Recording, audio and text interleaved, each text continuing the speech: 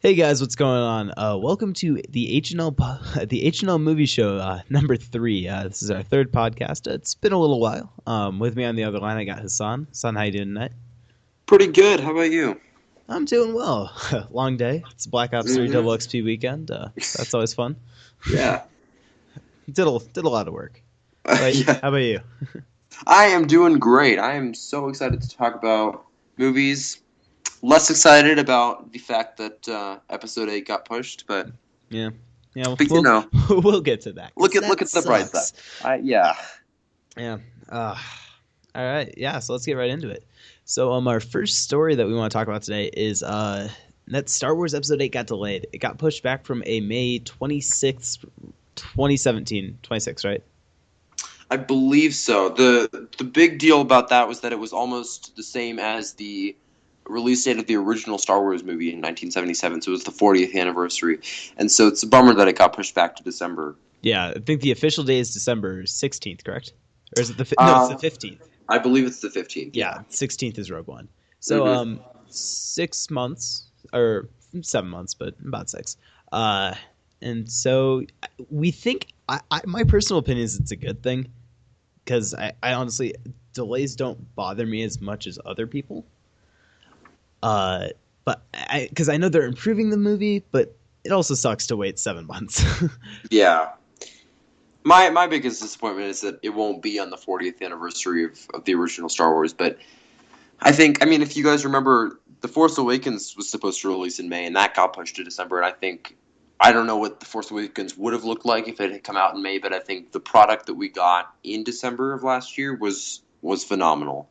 And I think if they can match or even exceed the quality of The Force Awakens, then they are good to go, and I will wait till December. I have no problem doing that. Yeah, and I mean December worked really well for Disney and Lucasfilm with the release of The Force Awakens. Now currently the third highest grossing film of there's Twitter. The third highest grossing film of all time, and it might catch Titanic. I don't know if it will. Yeah, it's tough to say. I think it's still a huge win for Disney just getting to the third spot, and I don't think they have any hesitations about releasing every Star Wars film in December from now on. Yeah, and I mean they've gotten the excitement of Star Wars back into like fans. I mean, people originally weren't as excited for Force Awakens when it was first announced. Like the Star Wars fans who like knew what it was about was kind of skeptical about it. But, like other people were like, "Oh, it's Disney. It's going to be a musical." Those were also the idiots who don't know that Disney owns Marvel. But Yeah. God, those people bother me. Okay, sorry, rant's over. But I think like getting Rogue One out in December and now getting Episode 8, and I imagine that Star Wars month will become December instead of May, which I'm okay with. That it's less competition. It gets me more excited to go to the movies then. So I think it's a good thing overall. Oh, absolutely. And it's definitely in the favor of Disney to do that with, their huge Marvel movies opening in May for the rest of eternity, basically. It reduces competition, although ultimately the money's going to the same place. But you saw what happened with releasing it in December, releasing The Force Awakens in December, and that worked out so well for them. And I'm sure they have no hesitations about doing that again. Yeah, and that original release date, that was only 3 weeks behind Guardians of the Galaxy 2.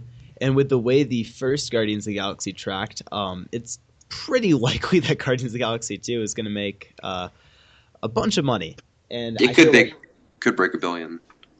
I think it will. I think no one really expected the first one to be as good as it was. I think everyone was skeptical about a raccoon in a tree. And Who wouldn't be? it ended up being the third highest grossing movie that year. I think American Sniper and Mockingjay beat it. Yeah, That still makes me laugh that American Sniper ended up winning that year.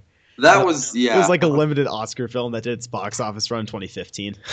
yeah, It's just funny.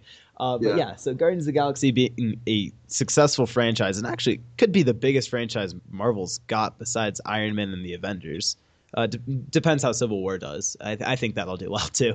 hmm Um, but yeah, I'm really interested to see how that turns out. So I think it's a good move.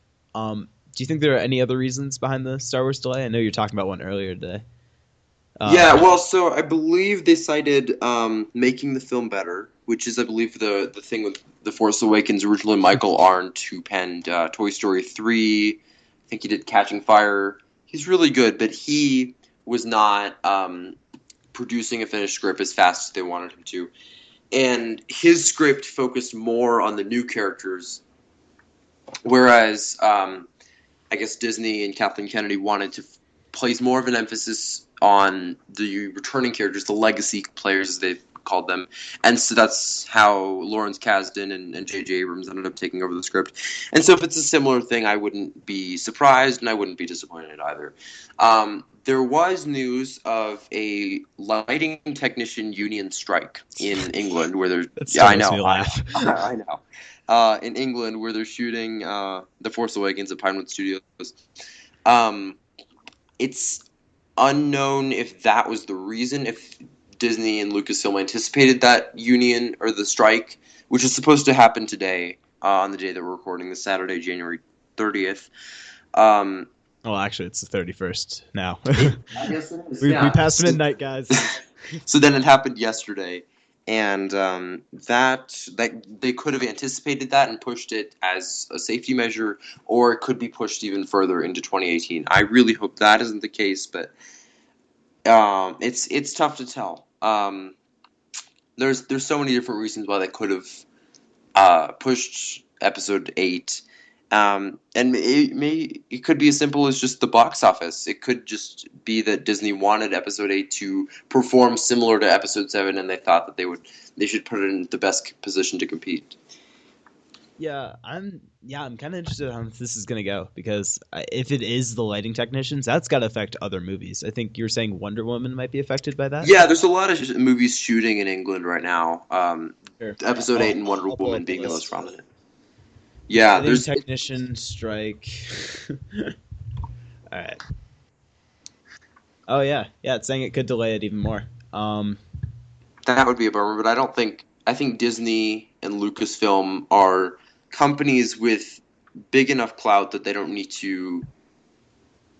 I mean, okay, Episode 8 is just such a huge film. There's so much writing on it that I don't think that they're going to let some disgruntled lighting technicians affect the movie and its release date. Also, apparently, Star Wars and Lucasfilm have a little bit more money in their pockets now to pay these lighting technicians, so I think it'll work out okay. Other movies being affected by the strike are Wonder Woman, The Foreigner, and the upcoming Tom Cruise Mummy movie, which she signed on also this week, so that's exciting. That's cool. Don't know how I feel about that. So we also got some Rogue One news this week. Hassan, you want to take that?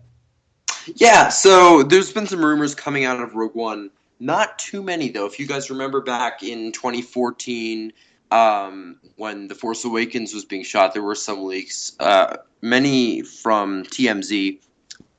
And while there have been some Rogue One leaks, they've managed to keep a very tight lid on it, and there hasn't been a lot of news coming out about it. So kudos to Disney and Lucasfilm for that. Great. I remember the Han Solo. Spoilers on The Force Awakens. The Han Solo death that was leaked actually a year earlier, and thank God a lot of people forgot about it. I forgot about it until after I saw the scene, and I was like, wait a minute, Han Solo died on a bridge. That sounds familiar.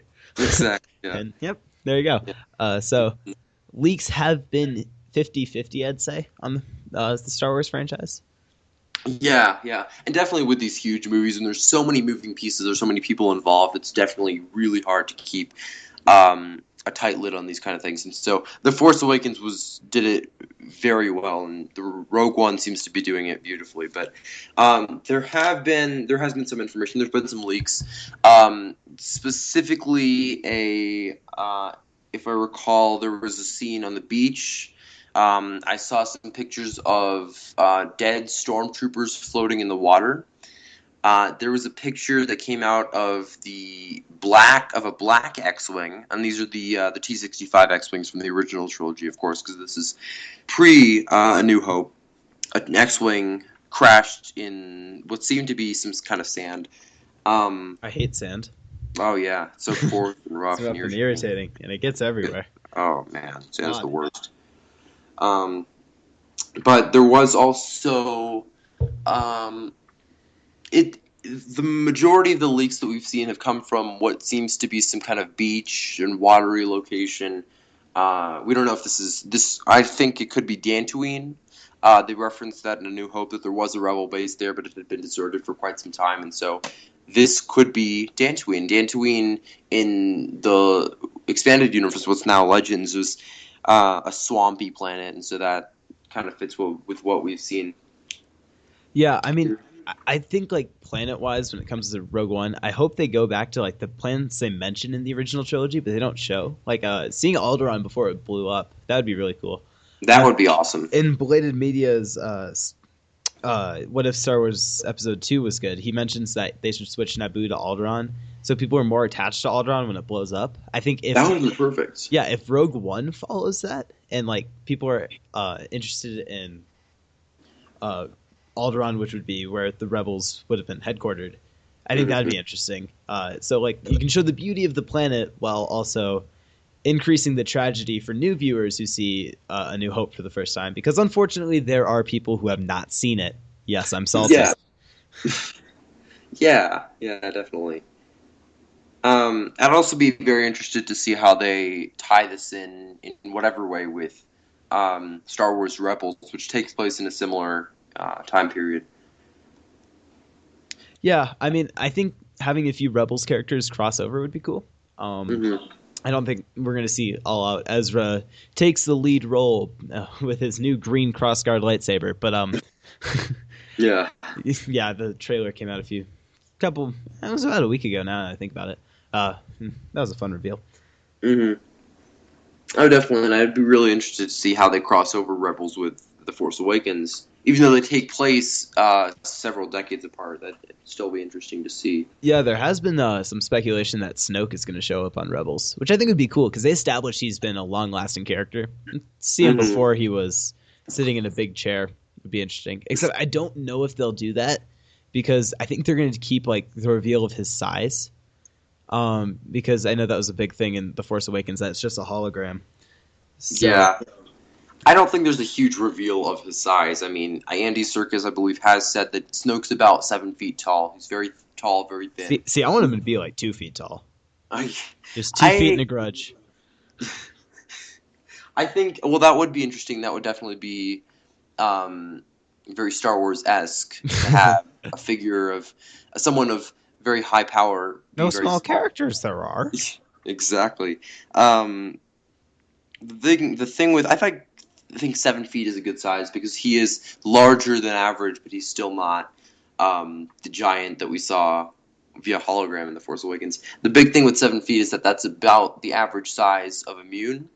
And we know from seeing Snoke in The Force Awakens he's not immune, but the immune species is the species that Darth Plagueis is in the Darth Plagueis the Wise. Exactly. So that there's always, I'm never giving up on that theory till.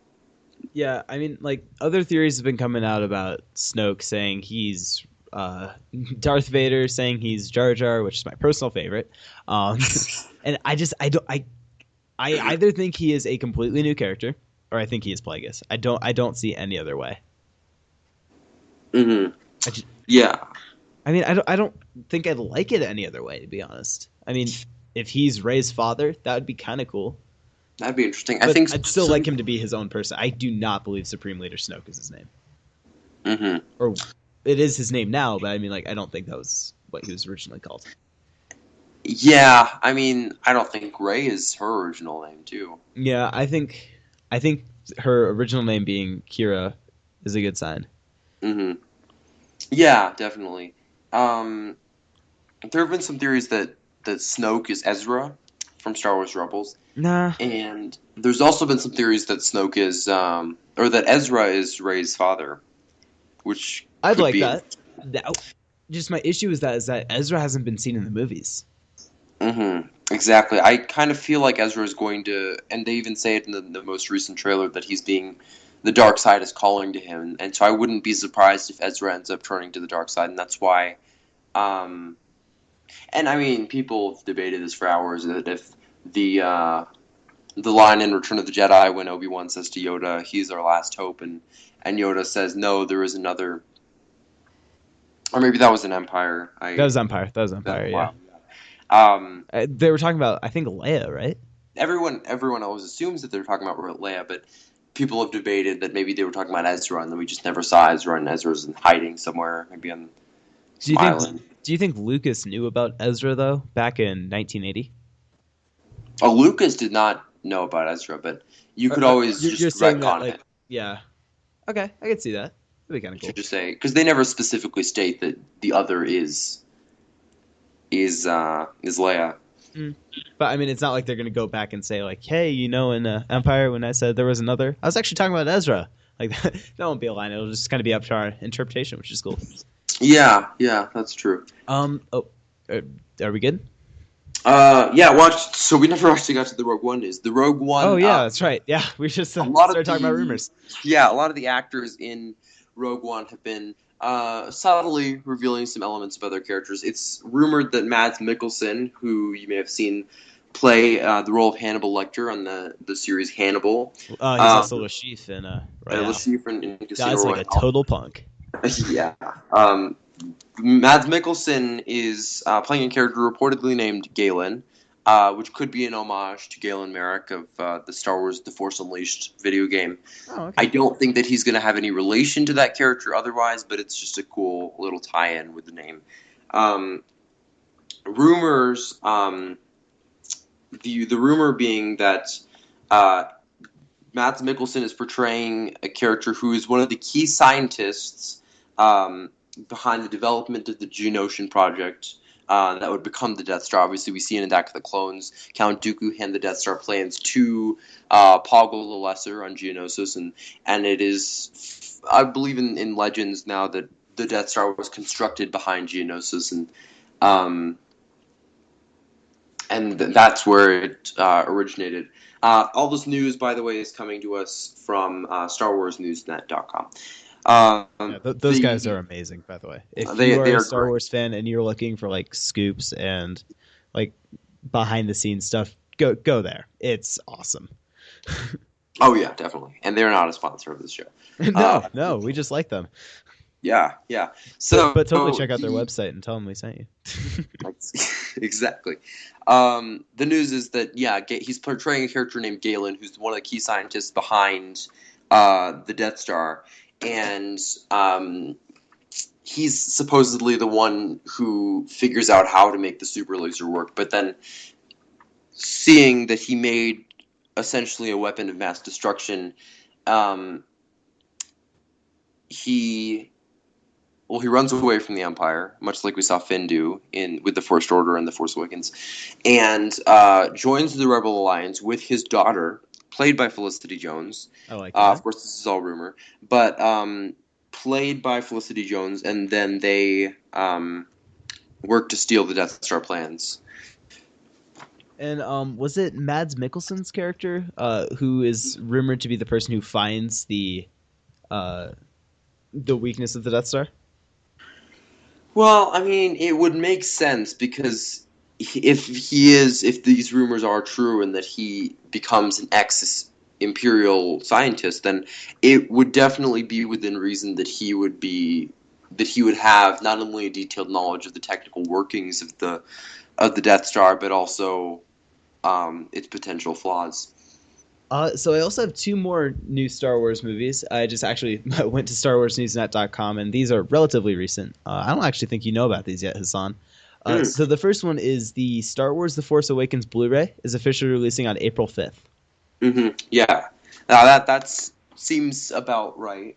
I think it would come later. Just I don't know. If I'm thinking about the success of the movie, I feel like they'd want to keep it in theaters for a little longer.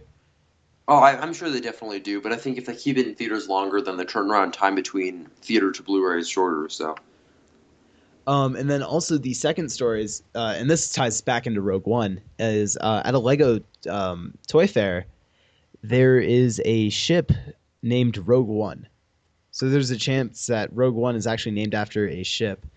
It kind of looks like the Slave One, actually, from this screenshot. I'll throw it up on screen. it does. Yeah, I'm looking at that right now.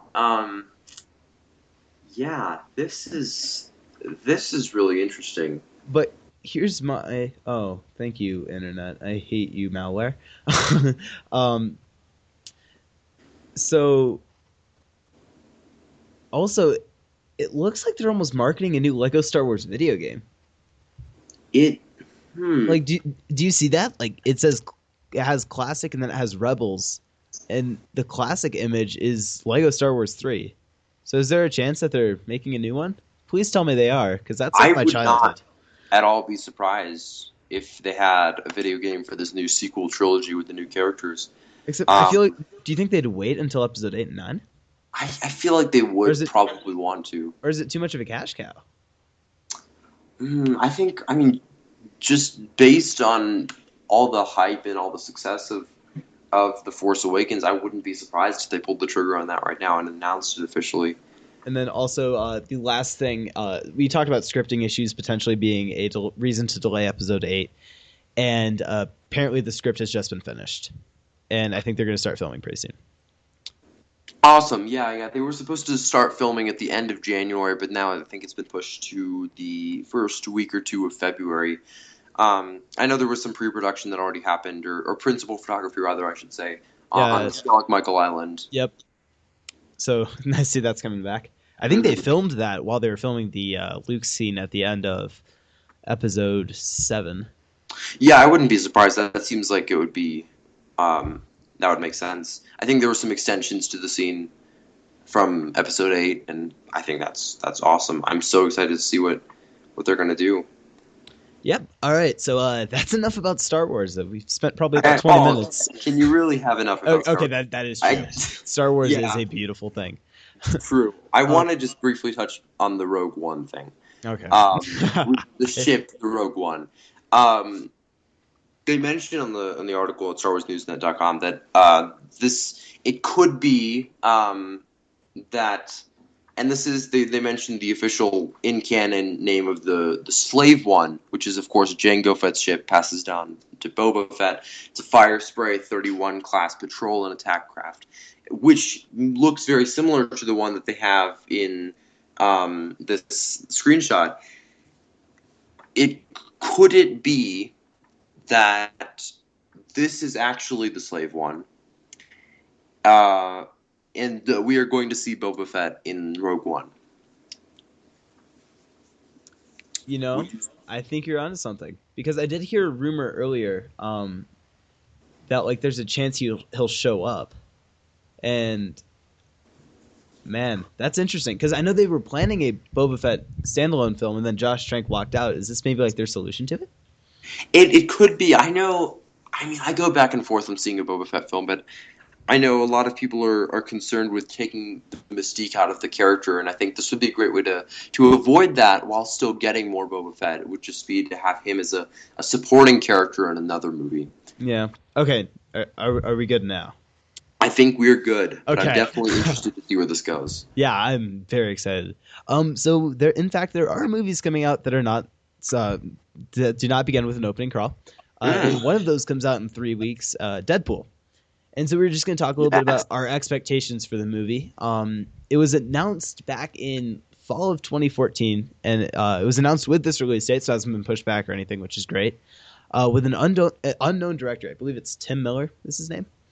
And then TJ Miller's the actor. There are a lot of Millers on set. And so like a lot of people were excited because it was confirmed that Ryan Reynolds is coming back, that it's based off the leaked footage back at Comic-Con that year. And so it's overall like a success story for fans. And then when the first trailer came out, everyone was excited. Like I had not met one person who did not like the trailer, unless someone who like is Citizen Kane loving. Or actually, everyone should love Citizen Kane, but like that's the only movie they watch, and they don't have time for an R-rated Deadpool. But yeah. So what do you think? You excited? Not excited? I think that first trailer came out at, I think, was it this most recent Comic-Con? Yeah, the first footage came out at Comic-Con, and then they took a few scenes out, I believe. They might have, Actually, fun fact: they revealed Stan Lee's cameo in in the Comic-Con footage. I won't spoil it, just in case you guys haven't seen that. And I don't know if he plays a bigger role than he did in that cameo, But just in case I won't talk about it, if you want to look it up and you really want to know, you can do that. But yeah. I think that's really cool. Even though Stan Lee is not the creator of Deadpool, I definitely think with Deadpool being such a meta character who breaks the fourth wall so often, that I think it'd be super cool to have Stan Lee in this movie. I feel like Fantastic Four, you could tell he was missing. But now that we have him in here, it's I don't know. It feels like a correct Marvel movie. I mean, it's Marvel Fox, but that's the difference. Well, okay, there is a difference. I take that back. Yeah, so I'm excited. Originally, the box office projections were not too high. It's an R-rated movie coming out on Valentine's Day weekend. But now, slowly, just with all the trailers, just everyone's kind of been excited about it. Like, everyone I know, like, some underage kids are going to go see it with their parents, which is just kind of funny. That doesn't happen too often with movies that are R. Like, unless, like, a parent wants to show off the realism of war. Like, it's not really a comedy that parents take kids to that are R. So it's just it's really exciting to see that, to see R-rated movies, like, get people to go seeing. And, like, people are legitimately hyped for this. And also coming out that weekend is Zoolander 2, which will definitely give competition. I think it's kind of two different demographics. I think Deadpool will win the weekend, but definitely, yeah. But Zoolander will definitely take a chunk out of Deadpool's box office for sure. But I feel like I plan on seeing both, but I don't know if everyone else will. Yeah, but in terms of that opening weekend, I'm definitely going to see Deadpool. Yeah, definitely. I imagine. Has Zoolander been given a rating yet? I believe it is PG-13, and if it hasn't been officially announced by the MPAA, that is the rating they're shooting for.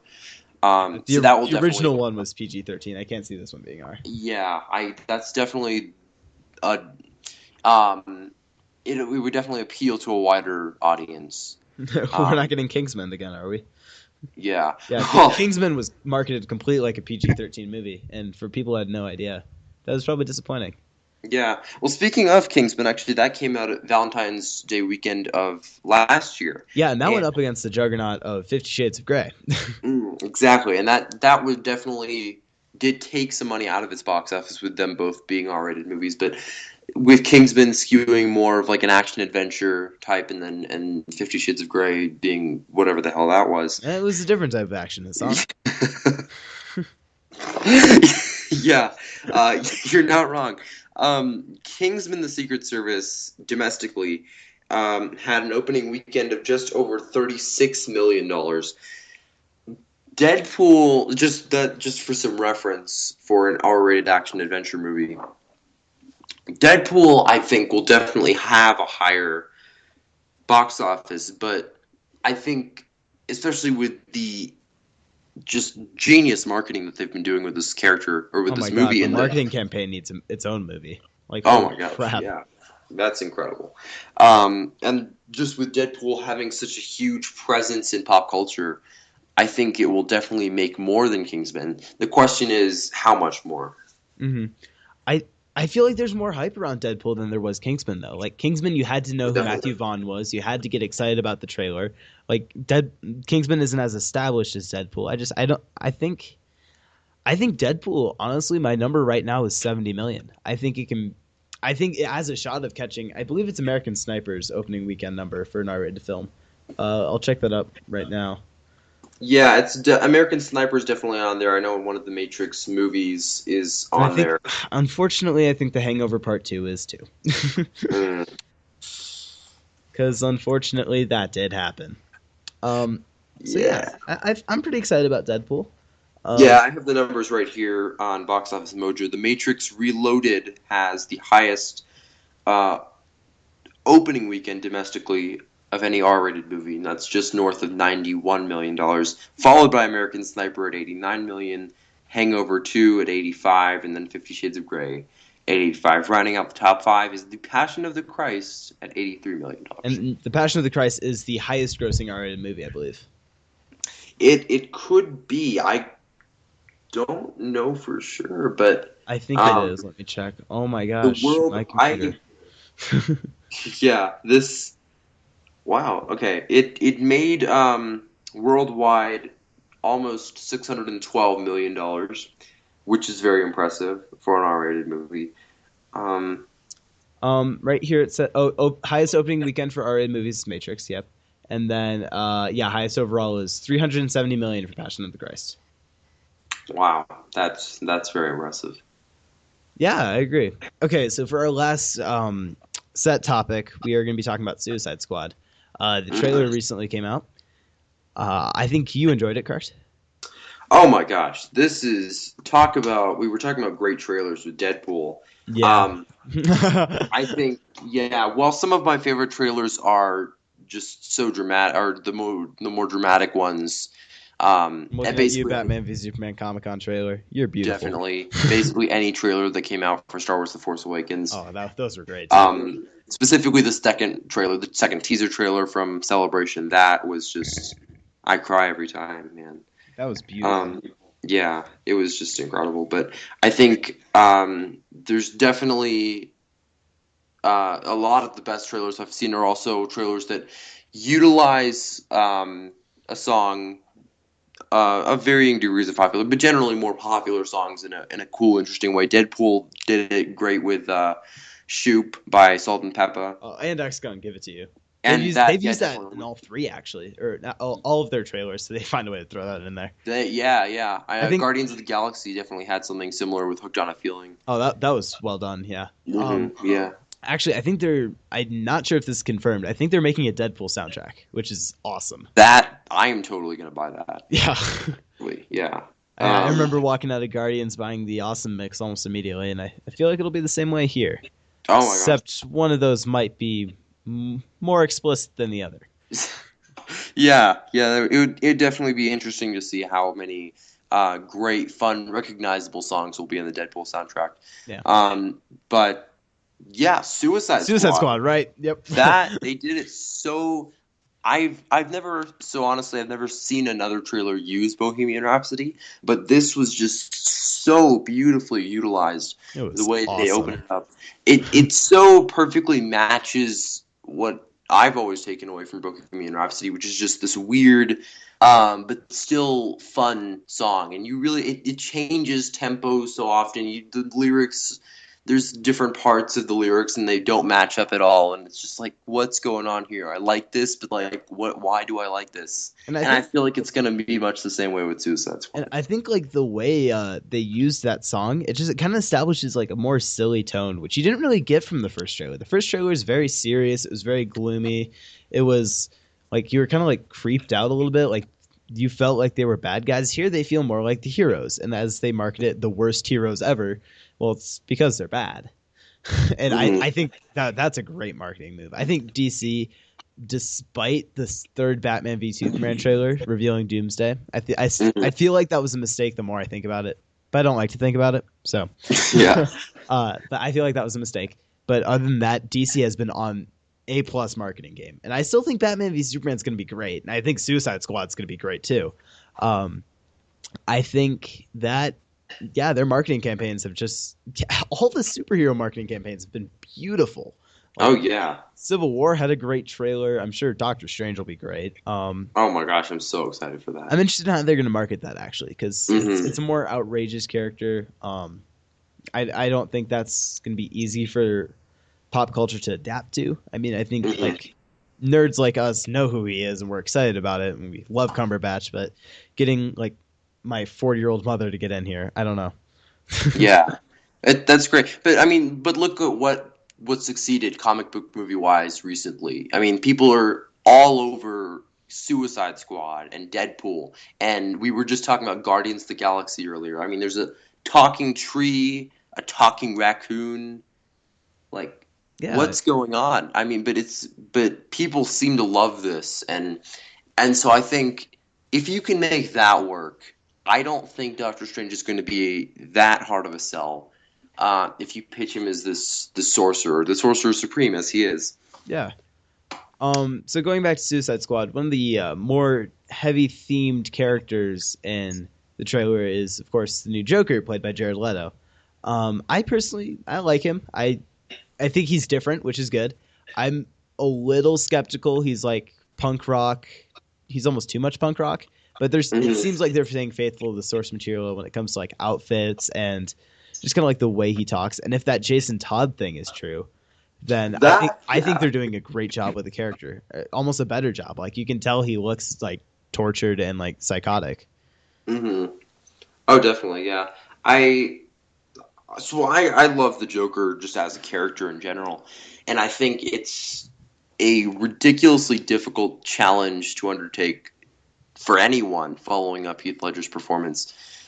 But if anyone were to do it, I think it would be Jared Leto. I think everything we've seen from him so far is great. I wasn't a huge fan of all the tattoos at first when I saw them. It just didn't feel very Jokery to me. But now that we've seen his actual performance, not very much of it, but still his performance nonetheless, it's looked great, and I'm really excited to see what he does with the character. Yeah, when those that first picture came out back in I think it was April of last year, um, everyone kind of thought the performance was going to be really, really bad. But now I think I think everyone's pretty excited about it now. Yeah, so I Harley sounds great. Deadshot, I think he's going to do his Deadshot thing. So that's good. Will Smith. Uh-huh. And then I liked Jai Courtney. That was a little weird. I didn't hate him. So he's hanging in there. Yeah. So we actually do have a Q&A question. And it comes from Sophia, and she asks, Deadpool comes out on Valentine's Day. And do you think that is going to help or hurt I can't talk, sorry. Help or hurt the movie? Because that's normally like a chick flick focused time of the year. Oh, I think, well, it'll definitely help the movie in the sense that people who like this kind of movie, the fun, the action movie, the comic book movie, the R-rated comedy, there's so many different ways you can define Deadpool, and I think there is some minor overlap in the demographic between that and the people who would go out to see movies like 50 Shades of Grey, your traditional, Valentine's Day movies. But I think because you have this whole other market that traditionally would go out to the movies in kind of the April to August time frame, I think it'll definitely help the movie because there's a distinct lack of competition among the movies at the box office. I'm on Box Office Mojo right now. I'm going to look at past Valentine's Day weekends. But it always seems like there's an action-like movie that releases. This year it was, I'm sorry, 2015 it was Kingsman. This year it'll be Deadpool. I think RoboCop came out. RoboCop did come out, yeah. It didn't do as well. Actually, the winner of Valentine's Day weekend was the Lego Movie. But that was a far superior movie to RoboCop anyway. Oh yeah, so. RoboCop was very forgettable. It wasn't actually bad, which is good. It wasn't good, man. Don't touch that thing. It was. Okay. So in 2015. Oh, stop that, please. Thank you. Sorry, I'm talking to my computer. So 50 Shades of Grey won. That won this year, and then last year. Let's see here. Last year, the award went to the Lego Movie. And then About Last Night, which I believe was a rom-com instead of Endless Love, which was a Nicholas Sparks, I believe. Oh, and also Winter's Tale. Those all were Valentine's Day 2014. Riveting films. They're very memorable. I'm sure all of you remember those. I definitely do. Yeah. Best theater memories ever. Okay, and then in 2013, A Good Day to Die Hard won Valentine's Day weekend. So yeah, I think to answer your question, that Valentine's Day weekend actually has a spot for action movies for people who don't want to go see Safe Haven or Warm Bodies, just like the stereotypical romance movies. I feel like people want to go to the movies to have fun, not necessarily to cry about life, unless it's Oscar season. Then feel free. Then cry away. Yeah. Yeah, we're looking at you still, Alice. Oh my gosh. Yeah. So I feel like an action movie during Valentine's Day weekend has a good shot at. I still stand by the fact it'll win the box office, and I think it'll be second place to a comedy. Do you know any Valentine's Day themed movies. I know How to Be Single also comes out that weekend, which is technically a romance movie because without being single. I'm looking on IMDb right now for upcoming releases. Let's see here. I think to going back to what you said about the action adventure movie around Valentine's Day. The Jupiter Ascending also came out last year. Fun fact. And yeah, I know. That was professional. I'm sorry.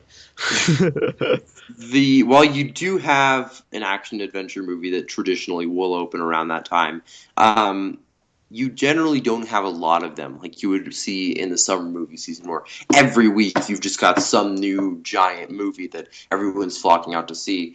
And so Deadpool will definitely capture that demographic, capture it well, and capture it for a large period of time. You've got several weeks, actually more than a month in between Deadpool coming out and Batman v Superman coming out, which is the next big comic book action movie.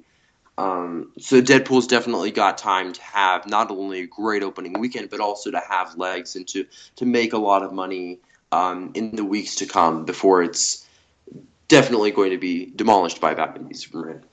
What are you talking about? An R-rated superhero movie will definitely be PG-13 Batman v Superman. Of course. Yeah.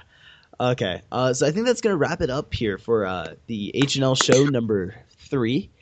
So just in review, we talked about the Star Wars Episode 8 delay, some rumors around Rogue One,